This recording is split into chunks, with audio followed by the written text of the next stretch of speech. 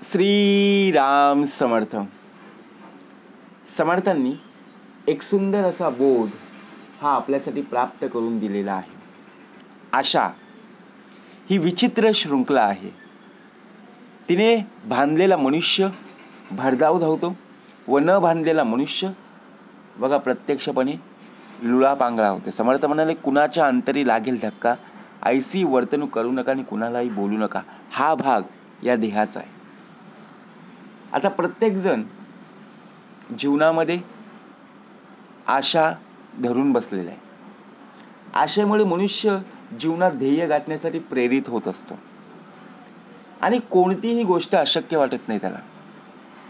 या उलट ज्याच्या मनात आशाच नसते तो माणूस निष्क्रिय राहतो आणि जीवनात प्रगती करू शकत नाही.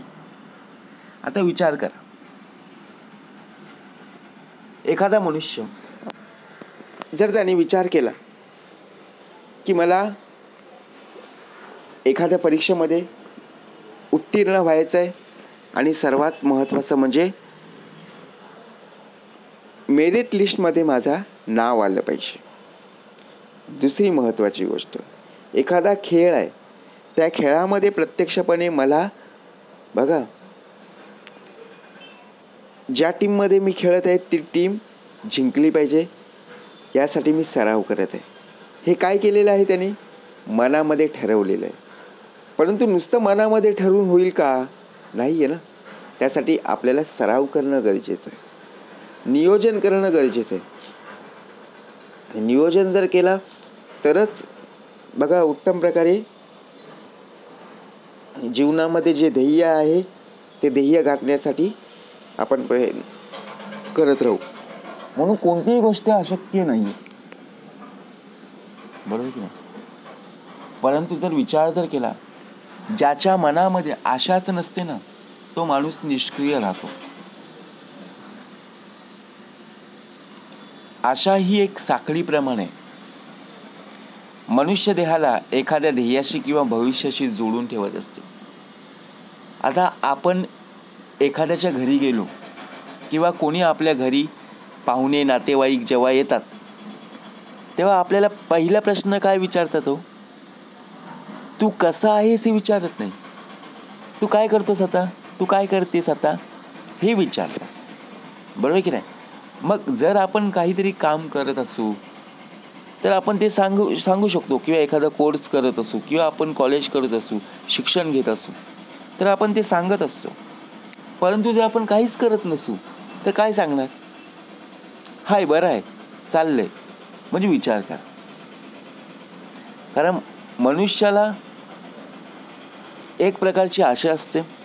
आता बांधलेला माणूस भरधाव कशा प्रकारे धावेल? ज्याच्या मनात आशेची साखळी आहे तो मनुष्य देह आपल्या ध्येयाकडे वेगाने धावेल, कारण त्याला भविष्यात चांगले घडण्याची अपेक्षा असते. आता भविष्यामध्ये आपलं प्रत्यक्ष जर पाहायला गेलं, आपलं भविष्य उज्ज्वल करायचं आहे, सहजासहजी होणार नाही हो, बरोबर की नाही? आपण जर विचार जर केला, आपण मेहनत करायला गेलो, आपलं भविष्य उज्ज्वल करायचं तर त्यासाठी प्रयत्न करणं गरजेचं आहे. आपलं भूतकाळ कसं होतं हे जर पाहायला गेलो तर फक्त विचार आणि आठवणीच कायम राहतील. वर्तमान काळ जगत आहोत, परंतु वर्तमान काळ उत्तम प्रकारे जर आपण जगत राहिलो तर भविष्याची चिंता करायची गरज नाही आहे. आणि वर्तमान काळ जर आपला उत्तम असा नसेल तर शेवटी भविष्यकाळ आपला काय आहे, शेवटी किती अंधारात असेल ते सुद्धा आपल्याला कळणार नाही. ज्याच्या मनात आशेचा धागाच नाही आहे तो माणूस निराश आणि हताश बनतो. म्हणजे काय? त्याला जीवनात कोणतीही प्रेरणा मिळत नाही आणि तो कोणत्याही कामात सक्रिय राहू शकत नाही.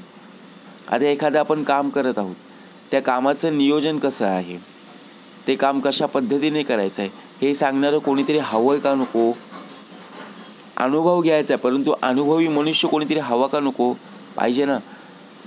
मग मनुष्य निराश केव्हा होतो, हताश केव्हा होतो? जेव्हा आपण एवढं प्रयत्न करून सुद्धा बघा, पहिल्या चेंडूवर बाद होतो तेव्हा मनुष्यदेह हताश होतो की नाही, निराश होतो की नाही. परीक्षेला आपण एवढे परीक्षेची तयारी करत असतो, अभ्यासाची तयारी करत असतो, परंतु आपल्याला कमी मार्क मिळाले किंवा नापास झालो की नाही, हताश निराश झालो की नाही. मग तसंच आहे, कोणत्याही कामामध्ये जर सक्रिय बनायचं असेल तर प्रत्यक्षपणे आपण कोणाच्या बांधिलकीमध्ये राहायचं नाही. मग तसंच उत्तम प्रकारे बोध आपल्याला प्राप्त करून दिलेला आहे. एका गावामध्ये 2 मित्र राहायचे. एक रमेश आणि दुसरा होता सुरेश. समर्थ म्हणाले, बोध आपण फक्त लक्षात घेतला पाहिजे. रमेश हा खूप आशावादी होता, परंतु सुरेश नेहमी निराश राहायचा. सकाळ संध्याकाळ पूर्णपणे निराश. रमेशला गावामध्ये एक मोठं दुकान उघडण्याची खूप इच्छा होती. लहानपणापासून त्याला वाटायचं की आपलं एक दुकान असायला हवं, कारण तो सतत वडिलांकडे एकच हट्ट करायचा, बाबा आपलं एक दुकान असायला. परंतु मनामध्ये आशा असल्याने त्याने दिवस रात्र मेहनत केली हो, आणि लोकांकडून थोडे थोडे पैसे उसने घेतले आणि हळूहळू त्याने आपले नवीन दुकान उघडले. आशेमुळे त्याला कामाची प्रेरणा मिळाली आणि त्याचं दुकान यशस्वी झालं. आता हे झाले रमेशचं. आता भाग दिला समर्थांनी सुरेशचा. सुरेशच्या मनात कोणतीही आशा नव्हती. त्याच्या मनामध्ये ना जिद्द, ना चिकाटी, ना ध्येय. त्यालाही दुकान उघडण्याची इच्छा होती, पण त्याला नेहमी वाटायचं की हे शक्य नाहीये. माझ्या आयुष्यात पैसाच नाहीये, तो माझ्याकडे एवढं मोठं दुकान कसं काय प्राप्त होईल. लोक माझ्याकडे येणार नाही, लोक मला साथ देणार नाही. अशा विचारांनी तो संपूर्णपणे काय झाला, हताश झाला, निराश झाला.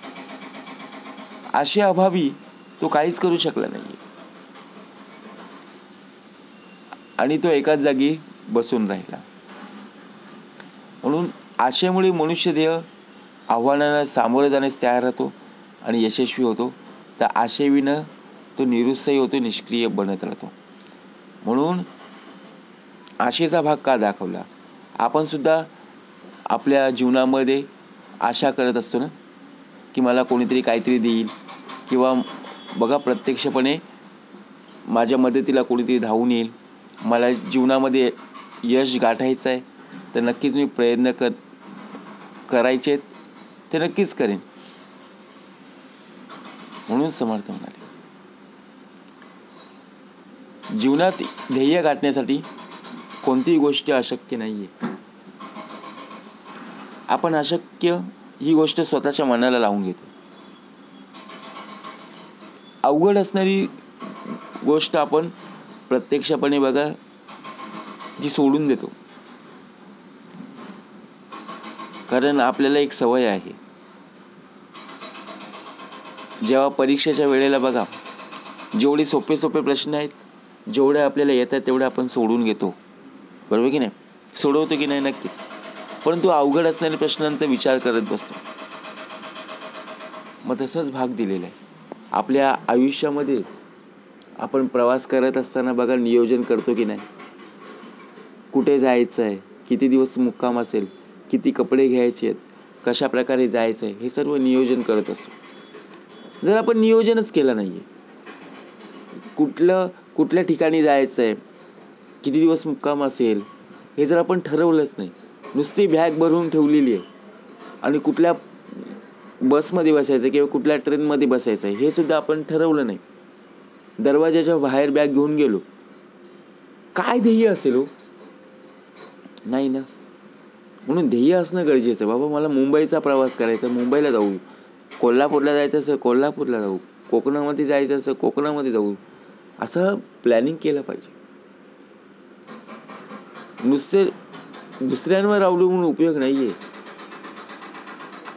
बघा प्रत्यक्षपणे आई वडील जेव्हा बाजारात जातात, मार्केटमध्ये जातात, तेव्हा लहान मुलगा किंवा लहान मुलगी बघा आशेवर असतं की बाबा मला आज बाबा किंवा आई मला काय आणेल, चॉकलेट आणेल. परंतु आई वडिलांचे हात जेव्हा रिकामे पाहायला मिळतात तेव्हा ती व्यक्ती, तो मुलगा, ती मुलगी रुसून बसते.